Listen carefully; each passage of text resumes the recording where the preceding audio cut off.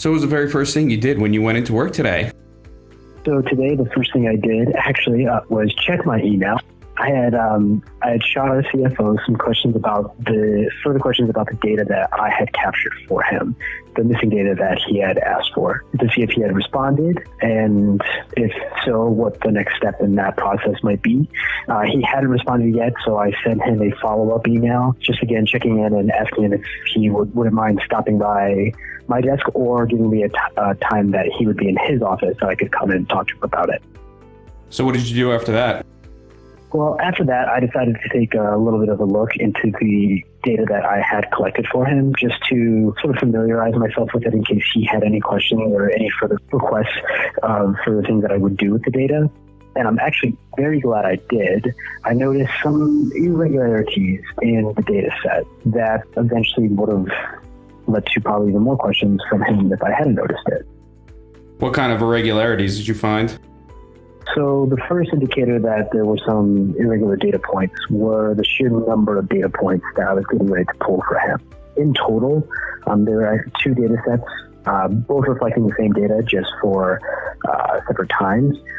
In all, they were about 11 million rows of data, and that dated back since it had data from 2008 until present day. So even though there were 10 years of data, it was still a large chunk of data. And the reason I thought that this was concerning was, one, I realized that if I were to send him some sort of CSV or Excel file that contained all these rows of data, he wouldn't be able to open it and perform any sort of proper evaluations on it, simply because Excel can't handle that many rows of data. And so seeing that there were so many rows of data, that kind of led me to really take a look at what it was that was in the data, that possibly there was an error in our system in which the system was highlighting one row of data, and when it came time for the system to unhighlight that row of data, it didn't do so, and instead skipped over it. This would mean that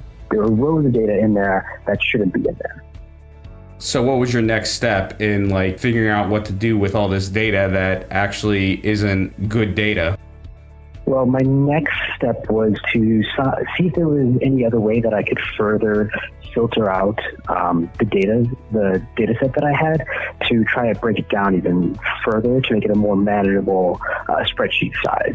So at first, I thought the best way to do that was to filter it out by year. I assumed that the CFO, at least initially, wouldn't want any data that was before this current year. So I took everything from 2018 January 1 all the way to present day, and then further broke that data up into financial quarters. So the first data sheet would reflect January through March, and then the next would be April to June, and so on. This helps break up the data even further to make them a little bit more easier files to handle. It's nice because they'll open faster, and you're able to do a lot more computations on it faster. It was at that point that I kind of realized that maybe there are invalid data points even within the filtered data set. So I needed to go and somehow figure out a way to validate all the data further than it actually was, because clearly our system wasn't doing that. I went to my boss actually for inspiration on how best to handle this issue. He's somebody who has close to 30 years experience working in the industry, so I thought that he might have a good handle on maybe where to start with it. And he told me that there is another data row in the table that I was pulling our data set from that would allow me to validate whatever it is I needed to validate. So I needed to go and perform a SQL command that would generate a table with all the things that I needed, and then do another filter to see if I could transform that data into validated current data. Do you have any advice for somebody that might be interested in a career in data analytics?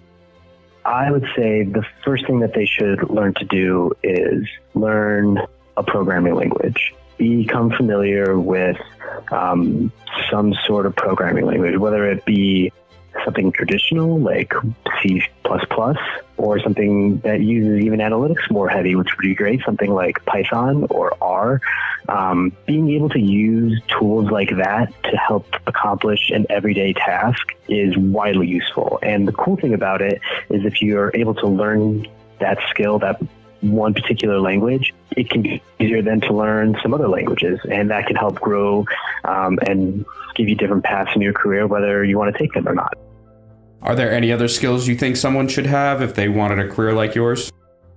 I think one of the most important skills someone should bring to the table is the idea of having an open mind, not assuming anything, trying to bring as little bias to any sort of problem that you can. And I mean this both when it comes to looking at a cold data set, but also when discussing an issue with a fellow employee. I think another skill somebody should really have when it comes to this is a desire to continue to constantly learn. This really isn't a job that you should come into expecting to have a list of things to get done during the day, and those are the list of things that you need to get done, and then after that, it's over. This is definitely a job that requires constant nurturing of new ideas. Do you mind telling us how much you make? I make $40,000 a year. I think statistically, it's a little bit on the low end.